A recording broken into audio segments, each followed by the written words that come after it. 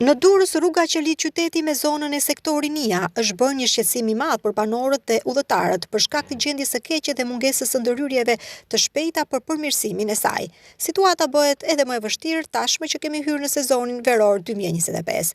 Dëmtimet në asfalt, poshllojqet e thella dhe mungesa e sinjalistikës kanë bërë që ky segment të jetë jo i favorshëm. Rruga ka shumë dëmtime në asfalt, në gropa dhe grumbuj inerte që kanë mbushur pjesë të mëdha të saj. Pengesa për kalimtarët dhe mjetet që kalojnë aty përmes saj janë të shumta, duke shkaktuar ngërçer dhe rrezikshmëri të lartë për aksidente.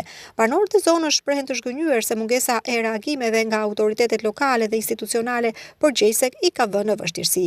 Ata ankohen për kohë të humbur në udhëtime dhe për dëmtimet që kanë pësuar mjetet e tyre. Gjendja e rrugës sektori Nia është një problem i madh për Durrësin dhe kërkon një zgjidhje urgjente nga autoritetet për parandalimin e pasojave për qytetarët dhe udhëtarët.